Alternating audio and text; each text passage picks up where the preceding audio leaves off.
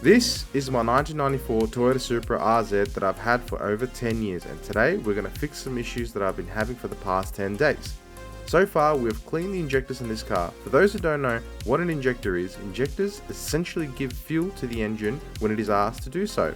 So now you know how important it is to have these working correctly. We finalize and fit these back to the car. We have also fixed an oil leak that I've been having for God knows how long. So in this episode, we are on the final stretch of finishing the car off before we hopefully go for a drive. So let's get into it and see what happens.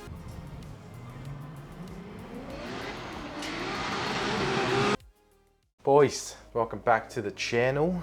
We've got heaps to do today. If you haven't seen any of the previous shenanigans and saga with this car, I suggest you go watch that now before we continue buttoning things up, so you're up to speed and know what's happening with the car and you don't get thrown in the middle and be like, what's happening? So yeah, go do that. The link's gonna be in the description below, or there'll be like a card or a pop-up banner that'll pop up. Still got to button up a lot of things in the Supra, so we'll just get right into it and start doing things straight off the rip. Also, we still have to do the fuel filter. So once I quickly prime this up, just to see if there's any leaks, I'll finish this off. This will be the hardest part. The easiest part will be the fuel filter. So if this is fine, then the fuel filter should be easy. But if this isn't fine, then the fuel filter will have to wait. So we'll just quickly prime it up, see how it goes, to see if any leaks. Then we start it. Throw the battery on. Here we go. Those sounds are terrifying. So we see there's no leaks, because you would have heard it by now. Fuel leak sounds like when you take a piss on concrete.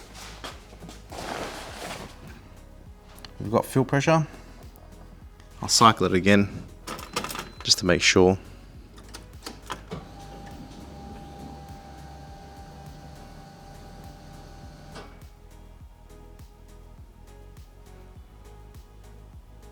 .34 PSI.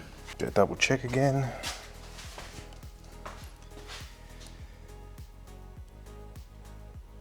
No leaks. Mint. So now we just button everything up. Finish off the fuel rails. Finish off all the accessories that are attached to that manifold. Connect up the vacuum lines. Connect up the plasma main clamp for the intercooler, vacuum lines, brake booster lines, and then just pretty much after that we'll do the fuel filter and it should be good to start. Yeah. Now we get on to the shitty part of this car. If any of you guys have any sort of clamps that are plasma clamps, Wiggins, Wiggins are fucking way too expensive, I can't even afford them. But any clamps that hold cooler pipes and charge pipes, you'll know what I'm talking about. These type of clamps, which is essentially, it's got two ferrules and then a sleeve that goes on top of the two ferrules. The ferrules have got an O-ring. So O-ring seals the two parts together using this and using this clamp. I'll show you a way that fucking helps you put these clamps on so easy. All right, so what you do, you clamp, or cooler pipe clamp, plasma clamp, and you wrap it around the hose that you want to fit onto whatever you're fitting it to. You use this to essentially guide the little sleeve onto that. Look how easy that was. Because people have a tendency of using their hands and cutting themselves up to try and fucking put this shit on. I just use the clamp itself. Even if it goes on crooked, you can always put one finger here and then push with the whole clamp to try and straighten it out and then make it go on square, and then like so easy, man. And then just like that, it just goes on. Pretty fucking self-explanatory there, mate. Oh, and also, you always want to lube the seals, the two seals, before you put the sleeve on, because like anything, you rather have lube, because if you don't have lube, it's gonna be a bad time. So I'll show you the perks of this type of clamping system over a hose clamp, or like the silicone joiners, is these are physically mated on, so they cannot leave. Like, I'll show you now. See, that's the movement that they've got, and that's all they've got. They can't move any more than that or any less within the constraints of the clamp. And if you go on boost, the only thing that'll happen will just expand, and just there's a little bit of movement for the engine and the cooler pipe to, they rotate and move and shit, but that's all that they're there for. These types of clamps are the best because I kept blowing cooler pipes and I was fucking sick of it. If you're ever worried about having bolts and stuff left over from when you do a job, think of it this way. It's less weight for the car to be having when it doesn't need it. Like, it still runs without it, so did you really need it? But in saying that, try and make sure you have no bolts left over, because if you leave out a crucial, if you leave it, I can't even talk, bro. If you leave out a crucial bolt, then you'll have a big problem. I apologize in advance because this is going to be very vibrating and shaky because I'm off the tripod, but I'll show you why I needed to do this oil leak, because this bitch was bad. Oh. So there you go.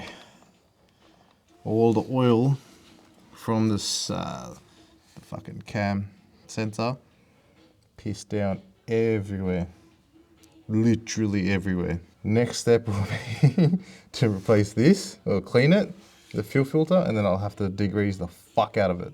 But it could also be my oil filter as well, because the oil filter's like just there. So that could be also another reason why it's all filthy. But yeah, people who say race cars don't leak, they're fucking talking shit. The V8 supercars leaked oil like no tomorrow as well. If you guys are enjoying content like this, please don't be shy to like, comment and subscribe. Share the video with your boys just so they can see this video, so they can share it to someone else. Essentially, support the channel for free if you can. Me being away for 3 weeks and not uploading for 3 weeks has sort of impacted the channel, and I fucking hate it because I'm back to square one, which sucks. But it is what it is, you know, just gotta fucking fight through it and just try and upload as much as I can.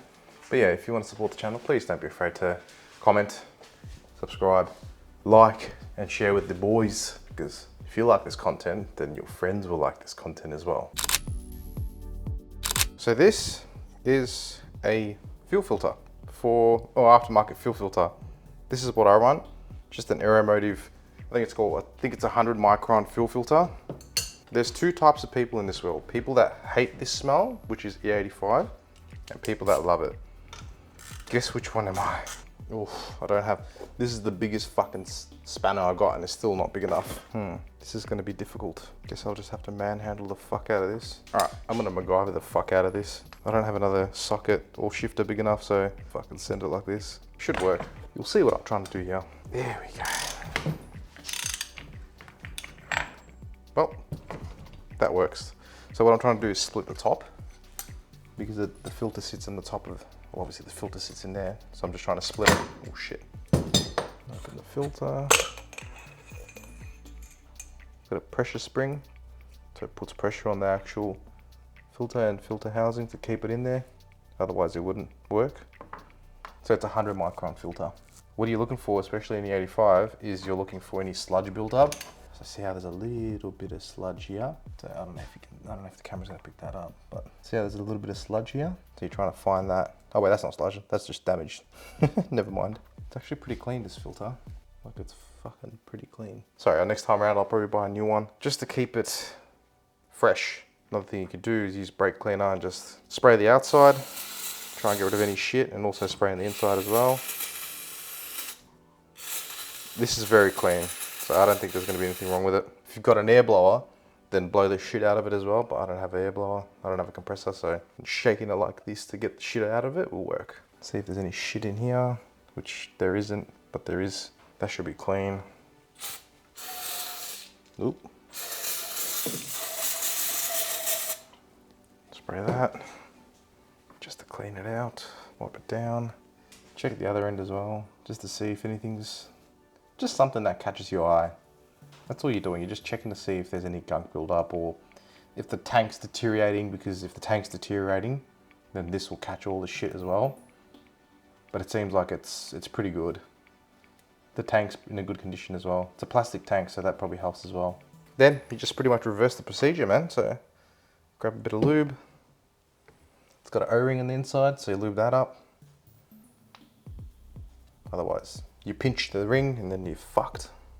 Don't forget your helper spring. Put the helper spring in first, then the filter. You've got another O-ring here. It's always just best to lubricate everything. Man, I swear a lot, I can't help it. I'm sorry for some people that don't like swearing. It's just second nature. So make sure it seats properly. Then pretty much force it on till it starts catching. And then that's it. That's how you clean your fuel filter.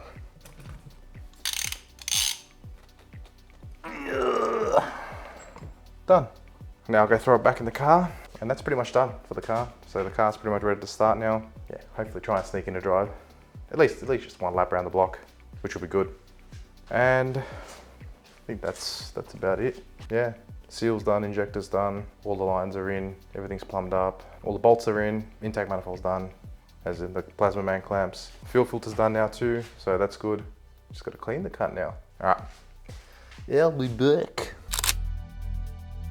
Another thing, make sure you put this in the right direction, because this obviously shows the direction of the fuel that's going. So that's obviously going to the front of the engine, and that's coming from the back of the engine from the fuel pumps. If you fuck this up, your car won't start. Well, it will start, but you won't have as much fuel pressure. And that's a headache you don't want. So make sure you put it in the right way. Another thing, always check your fuel lines to see if it's leaking after you've removed it or done anything with the fuel systems, because last thing you need is this to come off and the car catches on fire because the hot exhaust is right there. Always check your shit. Have some accountability. So now, I think it's pretty much all right to start. So we'll just do once over one more time.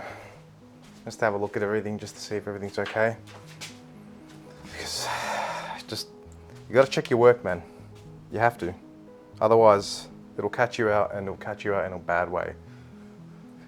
Check your work. If you ever don't know what you're doing, or you're taking a task that you don't know how the fuck to do it, take photos, take a video, just to make it easier for yourself, because the last thing you want to do is put shit on willy-nilly without knowing what you're doing. Yeah, that's mainly half the reason why a lot of cars catch on fire or shit happens because of, you know, carelessness. So yeah, just make sure you take photos and make sure you know where to put what. Now, time to start the car. This is always the daunting part.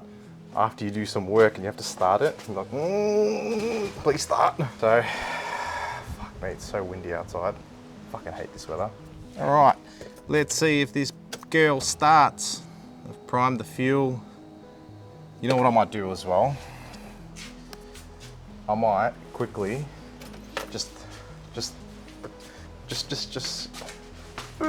I might quickly get all the oil running around as well, because the car hasn't been started in over a month and a half, so all the oil's at the bottom of the engine. There's no oil at the top, so the last thing I need is oil to not reach places where it needs to be. So what I'll do, I'll pull out the EFI relays just so I can crank it, build some oil pressure, and then I'll start it with the relays back in.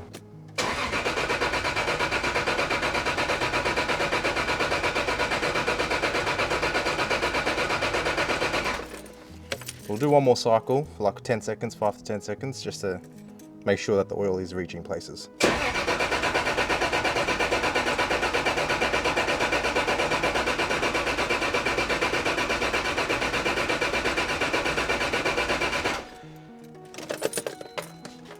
Cool.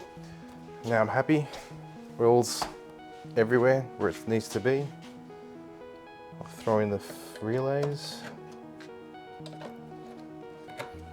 And then it should start, hopefully. Knowing my luck, it probably won't. It'll start misfiring.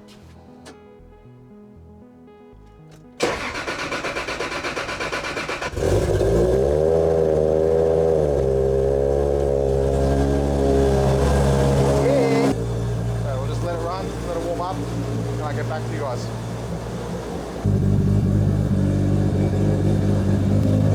You can never get sick of that sound. Just the cab 2J and the smell of the 85.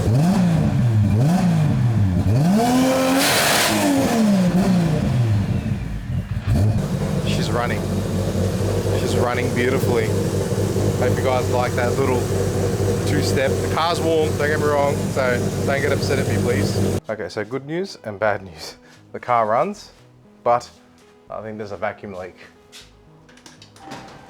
because there's a bit of a hissing noise coming from the inlet manifold.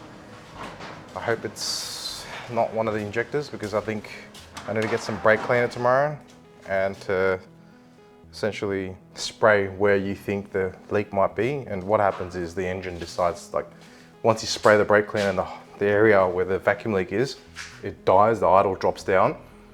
Then that sort of defines the area where the leak might be. Properly define where the leak is, you can get like a smoke test. But yeah, tomorrow I need to get some brake cleaner.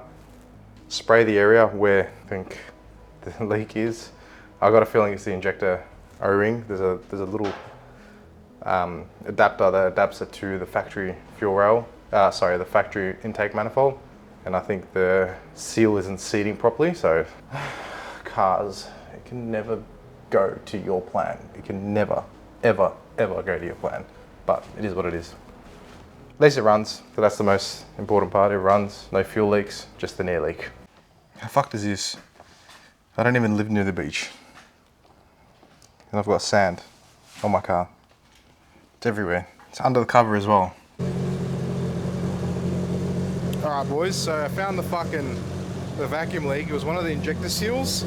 So I had to sort of, pull the manifold off again and then redo the seal and re-lube it and make sure it seats properly. The seal that shattered, the seal that was leaking was, see, you got that brown connector and you got that little seal that goes on top of it, not seal but like that little spacer. So that was pretty much essentially what was causing the issue. Now that it's fixed, we'll go for a drive. All right boys. Oh, nearly had an accident. That's awkward. It's been 2 months since I've driven it. Let's see how it goes. Give it a little squirt.